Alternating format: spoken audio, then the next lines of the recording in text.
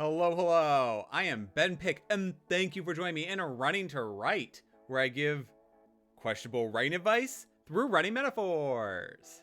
This past weekend and next weekend, many of us have gathered and will gather with our family and friends to celebrate various holidays. There is often great food, possibly too much booze, and open nights by the fire. This is a season where people share each other's company for hopefully the better. In honor of being with our friends and family, here are my 5 favorite types of family-related stories and the examples which exemplify their best traits. These could be comics, books, movies, TV shows, you name it. I have fun consuming material about families, and that seems to be a theme for this time of year. Starting off with number 1, found families. Sure, the characters are not related by blood, but in a lot of ways that only makes how they support each other all the more meaningful. In real life, I genuinely miss days long past when I would get together for Friendsgivings, or our year-end blowout parties, but now that we're not in our 20s anymore and we have kids, responsibilities, families, those don't really happen anymore. Few other groups of characters demonstrate found families better than the X-Men. To me, no other series shows the best qualities of found families like the X-Men, who come together to save everyone in a world that hates and fears them. When adding found families to our stories, they should be better than the sum of their parts. Individually, the characters may be at best lacking and at worst too stubborn, destructive, or lazy to screw in a light bulb. Yet when they decide to put aside their differences and join forces, they light up their homes. Moreover, reading how they overcome their struggles makes me and us as an audience better. Many hero stories involve found families being thrown together through interests or misfortune. Yes, that includes my own found family story with Falling Through and Expanding Cracks. Based on the title of that second book, all may not be well within the group of friends. No matter the adversity these found families face, the protagonists have numerous cheerworthy moments. Number 2, we belong together. No one knows how to get under our skin like family. Our parents, brothers, and sisters know that one phrase that can drive a knife into our backs or tear down our defenses for better or worse. There are so many stories involving kids running away from their parents only to have the kid realize their own faults and accept those within their family. There are also stories where the family is falling apart only to struggle through adversity and survive together. Now that I'm older, I tend to side with the parents in these stories as their kids are acting selfishly or deliberately disobeying their reasonable parents. Home Alone, Little Monsters, The Wizard, the list goes on and on. In Home Alone, we are meant to sympathize with Kevin McAllister. Arguably, he's at fault for his entire adventure. Moreover, every single one of his traps should have easily murdered the potential burglars. Watching him evolve into a better person does hit some emotional peaks in my cold running heart, especially when he's reunited with his family. Number 3, we don't belong together. Sometimes families don't work out, like when a group of children discover their parents are evil masterminds who sacrifice mostly homeless children to serve their own selfish ends. That's the main plot of Marvel's Runaways. The children spend most of the series trying to thwart their parents' various plans at world domination. In these types of stories, it makes sense for the children protagonists to struggle against the desires of those who raised them. It does make it more disappointing whenever they backslide into traitorous roles, or when the series don't evolve beyond parental drama. Number 4, who will rule? Family dynamics get compounded when they impact more than just the family, specifically with ruling families or dynasties.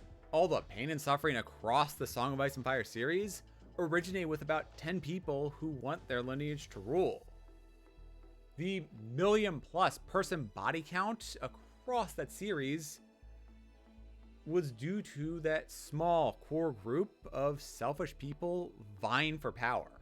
It sounds boring to say it like this, but my favorite parts of the Song of Ice and Fire series were when the family political machinations were in play.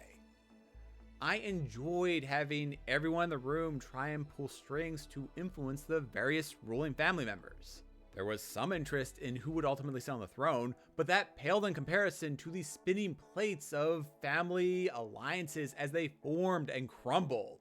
In other words, the best family stories have drama expanding well beyond the family. And lastly, number 5, badasses. I have 2 words. The Incredibles. Oh, you want more info? Sure. They are a family of superheroes who, despite all the mistakes made throughout the movie, come together to fight as one.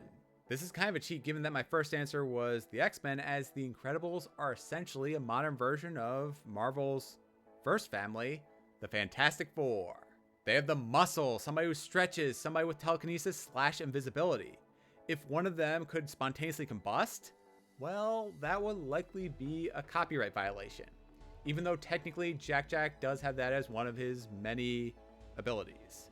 Over the course of the film, they learn how to augment another family member's powers through brilliant use of their abilities. This culminated in the final battle where they assembled and fought together. In a lot of ways, I see the first Incredibles movie as near perfect. And that action shot of the 4 of them posing before the final battle is forever locked inside my brain as nothing short of badass. As a bonus, I have a dishonorable mention. We'll call this one The Sins of Our Parents, as it's commonly referred to as the sins of our father. This can be good, and I agree the next generation is burdened with learning from the mistakes of those who came before them. However, the sins of our parents tends to take away what makes heroes so special in stories. Often, one or both parents made a choice to bestow their child before the story starts with an ability, knowledge, or some MacGuffin. This gives reason for that kid to be a protagonist and makes it feel predestined for them to be a hero, rather than something based on their merits alone. In doing so, this removes agency from the protagonists. I like stories best when the heroes are there due to mere chance rather than something they inherited. This is why I absolutely hate that in some continuity, Peter Parker's parents were spies with possible connections to genetic experiments that altered his DNA. Adding this to Peter Parker's backstory makes him less of a random hero doing what he believes is right, and more of a preordained product. This part of his backstory is, like all things superhero related, often retcon, changed, or forgotten about altogether. Which brings me to my closing points. I don't need or want protagonists to be secret royalty or their parents' science experiments. I'll leave you with my final thought on how I think families should best be written. Make them messy and highlight the individual traits. Show differences in opinions and methods between the parents, as well as between the parents and their kids. Much like families, we should write our family-focused stories to enhance the drama. Ultimately, make them supportive, even if the support is misguided or doesn't resolve the problems the protagonists face. That's all I got for you. I want to wish you a happy holiday no matter what year-end traditions you celebrate. I hope that you eat well, stay warm, and enjoy spending time with those you love. I am Ben Pick, and thank you for joining me in Running to Write. Don't forget to hit those like and subscribe buttons. Let me know in the comments what family-related books stuck with you. I post my running and writing progress on Instagram and Twitter as Running to Write, so be sure to follow me and join in with your own thoughts.